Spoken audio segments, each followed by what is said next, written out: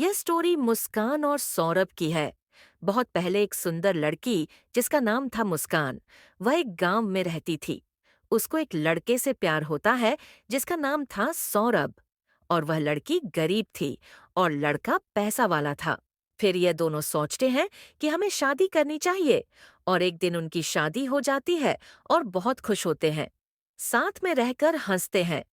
पर सौरभ को क्या पता था कि उसका अंतिम दिन आने वाला है। एक दिन सौरभ को अपने काम से बाहर जाना था।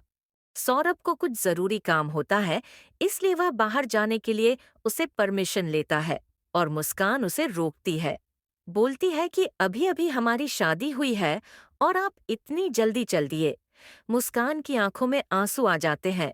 फिर वह बोलती है कि तुम मत जाओ, तुम्हारे बिना मेरा मन नहीं लगेगा। मेरा जाना जरूरी है। मुस्कान, समझो, मेरी बात मैं जल्दी ही लौट आऊंगा और मैं चलता हूँ। तुम अपना ख्याल रखना।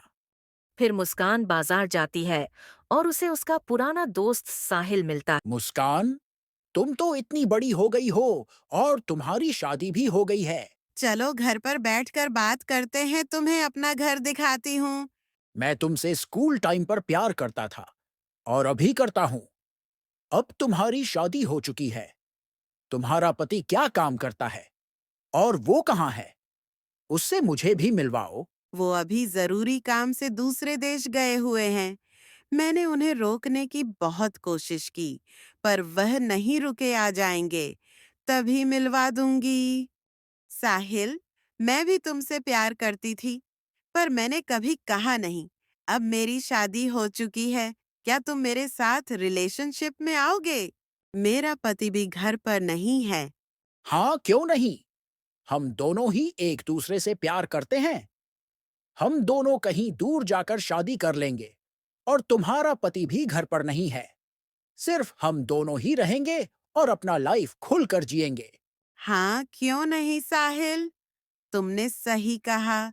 सिर्फ हम दोनों ही रहेंगे और अपना जीवन खुशी खुशी जिएंगे। हाँ, चलो चलते हैं।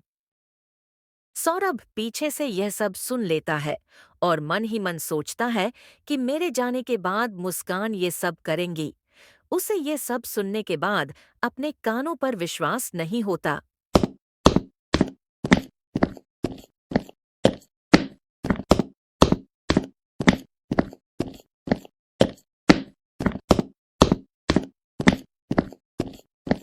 मुस्कान, ये तुमने क्या किया? मुझे धोखा दिया। मैं तुमसे प्यार करता था, पर तुमने मुझे धोखा दिया। जाओ, तुम इसी के साथ रहो। मैं तुम्हें तलाक देता हूँ। वो चिंतित होकर अपने बेडरूम में चला जाता है। और वो मुस्कान के बारे में सोच रहा होता है और सोचते सोचते वहीं पर सो जाता है। साहिल मुस्कान योजना बनाते हैं। उसको मारने का अपने हाथ में चाकू लाते हैं और बेरहमी से उसकी हत्या कर देते हैं। हैम ने उन्हें अरेस्ट कर लिया है और वो अभी जेल में है। दोस्तों, हमें इससे ये सीख मिलती है कि हमें कभी भी किसी पर भरोसा नहीं करना चाहिए, चाहे वो कितना भी सगा क्यों ना हो।